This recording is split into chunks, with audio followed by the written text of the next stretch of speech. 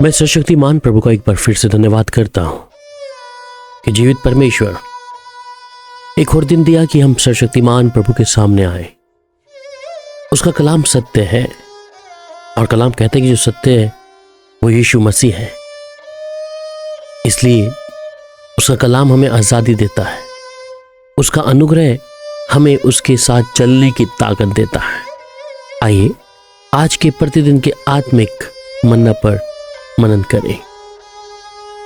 सबोदेश की किताब 3 अध्याय और उसकी 14 आयत। मैं जानता हूं कि परमेश्वर जो कुछ भी घटित करता है वह सदा घटेगा ही। लोग परमेश्वर के काम में से कुछ घटी भी वृद्धि नहीं कर सकते और इसी तरह लोग परमेश्वर के काम में कुछ घटी भी नहीं कर सकते। परमेश्वर ने ऐसा इसलिए किया कि लोग उसका आदर करें।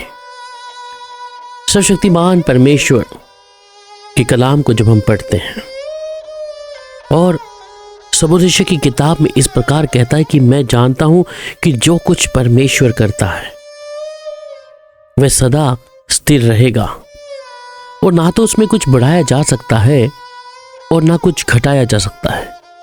परमेश्वर ऐसा इसलिए करता है कि लोग उसका भय माने और कलाम कहता है कि यहोवा का भय मानना ही बुद्धि का आरंभ है।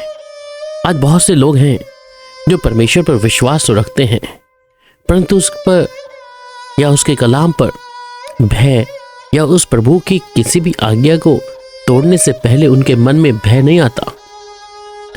याकूब बहुत अच्छे तरीके से 1 अध्याय उसकी 17 आयत में कहता है, क्योंकि हर एक अच्छा वरदान और हर एक उत्तम दान ऊपर ही से है और ज्योतियों के पिता की ओर से मिलता है, जिसमें ना तो कोई परिवर्तन हो सकता है और ना अदल बदल करके किसी कारण उस पर कोई छाया पड़ती है।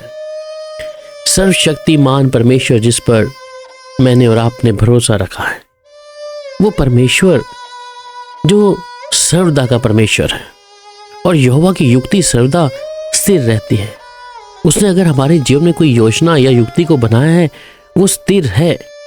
अगर परमेश्वर सच में आपको कहते हैं कि मैं तुझे आशीषित करूंगा, जिस स्थान पर तू है मैं तुझे उसमें बढ़ोतरी कर कर तेरे बच्चों पर तेरे कामों पर आशीष दूंगा, तो खुदा का कलाम सत्य है, क्योंकि वो सत्य परमेश्वर ही है जो कहता है यहोवा की युक्ति सर्वदा स्थिर रहेगी।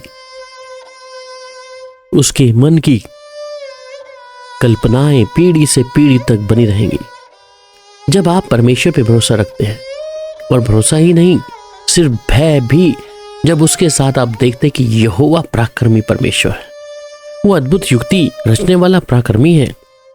इसलिए जब मैं और आप प्रभु के चरणों में आकर अपने आप को हलीम करते हैं, खुदा के भय मानते हैं, सर्वशक्तिमान परमेश्वर अपनी महान करुणा से अपने चुने हुए लोगों पर दया करता है, क्योंकि उसकी ओर से और उसी के द्वारा और उसी के लिए सब कुछ है। उसकी महिमा युगायुग होती रहे।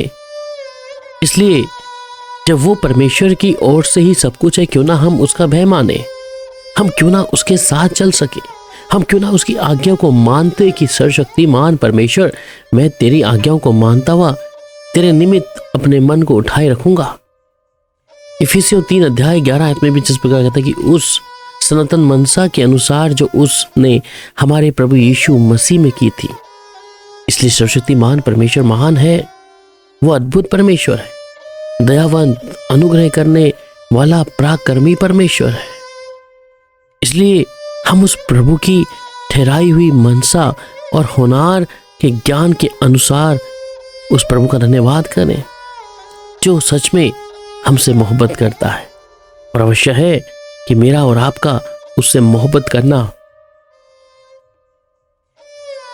बेहद जरूरी है कि मैं और आप उस परमेश्वर से मोहब्बत कर सके, मैं और आप परमेश्वर से का भय मान सकें। इसलिए वो परमेश्वर है और वो कहता है जिस प्रकार फिर से मैं जानता हूं कि जो कुछ परमेश्वर करता है वह सदा स्थिर रहेगा। आपके जीवन में प्रभु ने जो बेहतरीन और उत्तम चीजों को रखा है वो स्थिर रहेंगी और ना तो उसमें कुछ बढ़ाया जा सकता है और ना कुछ घटाया जा सकता। परमेश्वर ऐसा इसलिए करता है कि हम उसका भय माने। आपके जीवन में अगर निराशाओं देख रहे हैं तो परमेश्वर की ओर से परमेश्वर आपको बल और शक्ति ताकत फरमाएगा। कोई तकलीफ आपके इर्द गिर्द है, परमेश्वर अपनी महान करुणा को आपके जीवन में दिखाएगा। इसलिए अपने मन को परमेश्वर की ओर उठाएं, उसका भय माने कि परमेश्वर सही समय पर आपको नीचे से उठाकर फिर ऊंचे पे रख दे और बलवंत हाथों में आप अपने आप को सौंप दें। आइए प्रार्थना करें। स्वर्ग के परमेश्वर, प्यारे पिता, आपका धन्यवाद।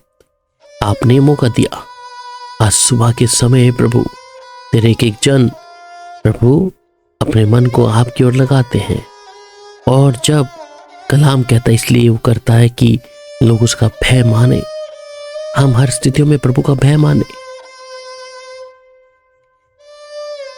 क्योंकि हर एक चीजों का कर्ता सिर्फ परमेश्वर है।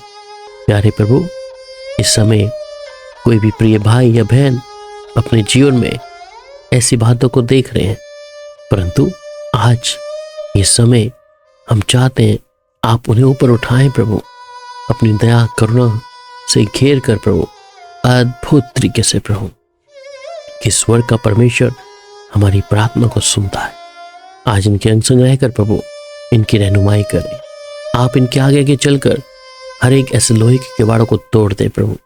जब वो आप पर विश्वास करते हैं तो आप इनकी निगहबानी करें प्रभु, और स्वयं इनके अंग संग रहकर अपनी उपस्थिति को दिखाएं प्रभु। प्यारे पिता, आपका धन्यवाद हो, तारीफ हो यहोवा परमेश्वर। प्रार्थना सुनने के लिए प्रभु यीशु के मधुर और मीठे नाम में आमीन।